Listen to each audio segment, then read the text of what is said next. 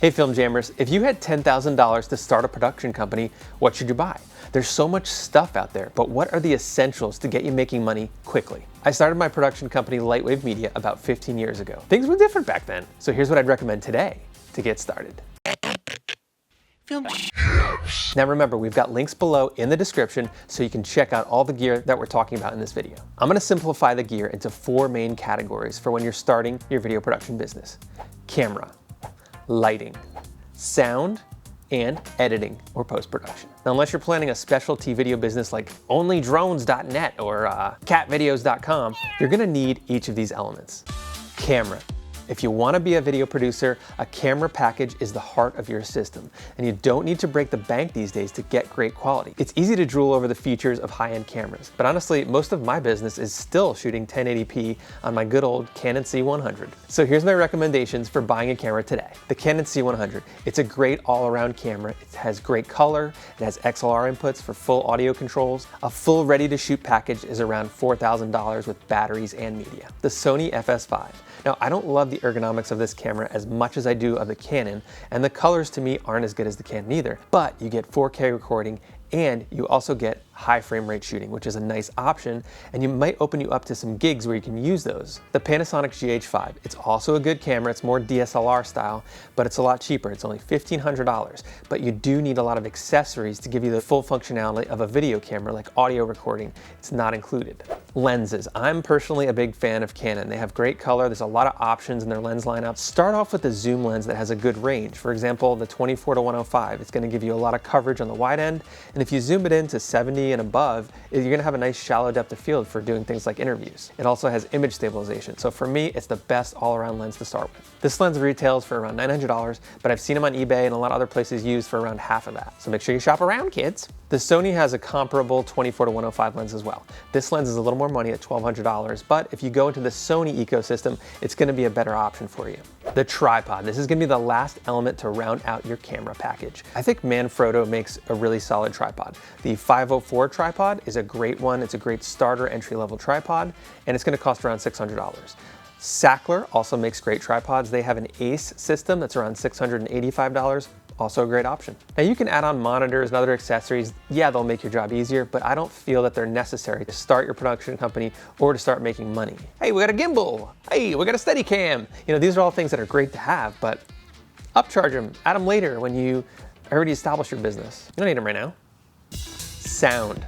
Now, you can always hire a sound guy, but when you're first starting out, when I was starting out, I oftentimes quoted a job with my own sound gear. I had a lav and a boom mic that I could bring and monitor sound for more simpler situations like just an interview. If you're just doing a one-person interview, it's fairly easy to monitor the sound yourself and not bring in an extra crew member. So here's a couple lav mics and boom mics that I'd recommend to get your kit started.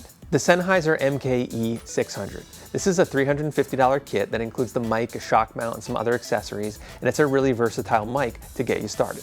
The Rode NTG4 boom mic. This is also a really nice starter mic. It's around $370, and the Plus version includes a rechargeable battery in the mic. So if you don't have phantom power, it's got that battery internally that lets you get sound. Now, if you have a boom, you're going to need a boom pole to attach that mic to if you want to boom it out over your talent. So a starting boom pole here, this one is about $90, and it's a great entry-level boom pole. So wireless mics, they're great to have one in your kit. I recommend the Rode Wireless Go. We're recording this episode on one right now. We've recorded most of our last episodes on these. They're so convenient and small. You do get the logo, but you can flip it around and then you don't see the big Rode. But to get you started, it's really versatile and inexpensive, and it's got pretty darn good quality, I think. And make sure to check out our full review of the Rode Wireless Go. The Sennheiser G3 is also a great wireless mic. It's almost more than double the Rode, though. It's about $500. It's more robust. I am going to give it to you as an option here, but it's not going to go in our final budget as it's just too high. Too damn high. Lighting and grip gear. Now, I started my light kit with a couple Kino Flow Diva lights, the old fluorescent ones, but now there's so many great options. There's LEDs now, which are very versatile, and there's not a lot of heat. Versatility is key when you're starting out. Don't just get that light that's only good for close-ups of ants, you know? Get the light that you can use to light interviews and B-roll and a bunch of other options. I mean, that light for ants is probably It's kind of cool though. Quasars. These are really versatile lights and they're soft. We're actually lighting this episode with one 4-foot quasar right now. So I recommend them very highly. You can use them creatively for music videos. You can use them for interviews, and you can use them in the scene, which a lot of people are doing now. They're putting a light in the scene and using it as part of the set design. It's really cool. You can get a kit of 4 4-foot quasar lights for under $500, included with dimmers and a case. So I think that's awesome. KinoFlow, one of the most trusted names in the video production and lighting world. I've seen KinoFlows on set since I started out in the business. They're very popular with producers and rentals, and I think they're a great investment, though they are a bit more money than other lights. One option is to buy one KinoFlow light and use it as a key light. They make great key lights for interviews, and then purchase some less expensive lights to round out your 3-point light kit. A 1x1 LED light. These are great to have in your kit. They're very versatile. In the last 5 years or so, they've become really common on sets. They're really portable and they're easy to manage by yourself. Light panels was one of the first names in the game of the 1x1 LED, but now there are so many competitors, so many other options out there that you can get for a lot less money. Neewer makes a slightly smaller than 1x1 light that's only about $80. It's bicolor and dimmable. I recommend getting one of those and adding it to your kit. It's a really low investment, and you can also battery power it. Grip gear. Grip gear. Once you have your lights, you're going to want some modifiers and light stands to control your lights. Now, I recommend a small grip package with some C-stands, some sandbags, and maybe a flag kit to get your production company started. So grab 4 C-stands. These will be about $430 altogether. Then grab 4 sandbags. This kit's going to be about $25. This 18x24 flag kit from Westcott is about $179. And 2 generic light stands is a good place to start. These are $25 together. Post-production.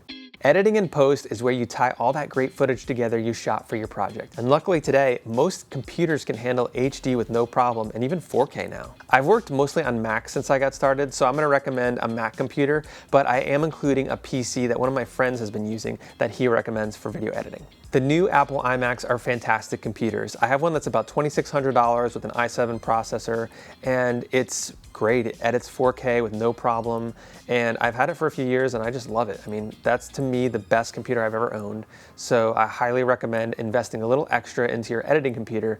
You're gonna have a lot less problems later when you're trying to export and get those files quickly to your clients. On the PC side of things, the Dell XPS 27-inch all-in-one computer is a great option too. It's got really fast internal SSD drives that'll let you edit that 4K footage as well. This computer is around $2,800 all in. Now, you also need some editing software to get you started. Whether you choose Final Cut Pro X or Premiere Pro or Resolve, they're all great options. They're all really powerful. The tools today are amazing for video editors, and you don't have to worry like you did in the old days. Like I used to have cuneiform and I was like smushing clips together. It was terrible. Everything crashed.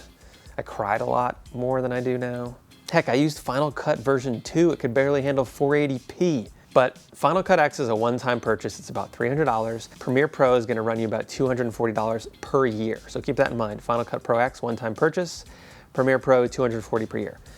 You know, what do you wanna do? You wanna pay every year more money? You wanna buy Final Cut X once. Now remember, Final Cut X only on Mac. So if you're on a PC, you gotta go with Resolve or Premiere Pro. Resolve, to me, is the best option. That's what I'm gonna include in our budget. Resolve's free. I mean, you can't go wrong. People love it. Almost everybody I know is switching from Premiere to Resolve now because it's so stable. Premiere has a lot of issues and bugginess. I'm actually on the 2017 version of Premiere, which is like 3 years old, just because it has less bugs than the new version. So I check out Resolve, it's free. I mean, what's the worst that could happen? You get a free program, you download it, you get something else. If you want the whole cloud for Adobe, it's $600 a year. Just Premiere is $240 per year. Keep that in mind. If you want Photoshop, but you need After Effects, $600 a year. All right, folks, let's tally it all up. How much is that gonna cost us? Okay, let's start with the camera department. Your camera package. You got your C100 and or FS5. With batteries and media, you're looking at $4,000. Either the Canon 24-105 or the Sony 24-105, gonna range between $900 and $1,200. I'm gonna go with the Canon. Tripod. I'm going with the Manfrotto 504 head, $600. Let's tally up that camera package, folks. $5,500. Whew, that's a big chunk of that $10,000. Audio package. I'm gonna go with the Sennheiser MKE 600, which is $350, a $90 boom pole, and the Rode Wireless Go, which is $200. All in on the audio package, $640.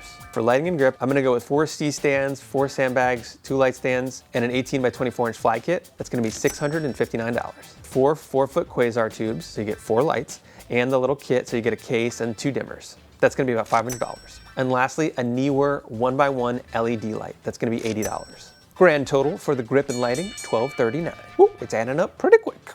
Okay, and the edit suite. I'm personally gonna recommend the iMac just because I know it's great. I've used it for a couple years and have had zero issues with it. I love it. It's my favorite computer I've had in 20 years. The iMac with those features is gonna be $2,600. For editing software, I'm gonna recommend using DaVinci Resolve. It's really popular right now and it's free. So our grand total for all your gear to start your production company is $9,979. So for just under 10 grand, you literally have everything you need to start making videos and start making money.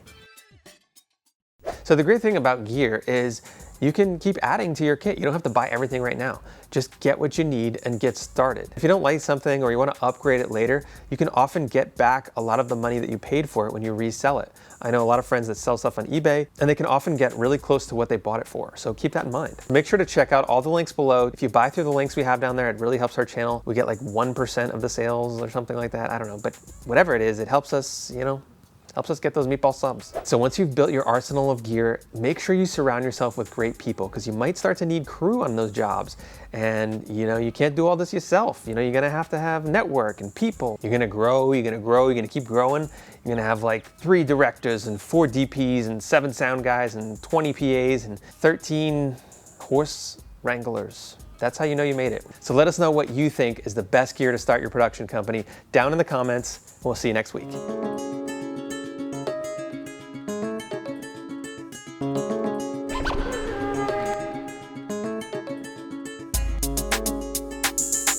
Ben Stiller, he plays a male model. What's that movie called? He does Blue Steel. Zoolander!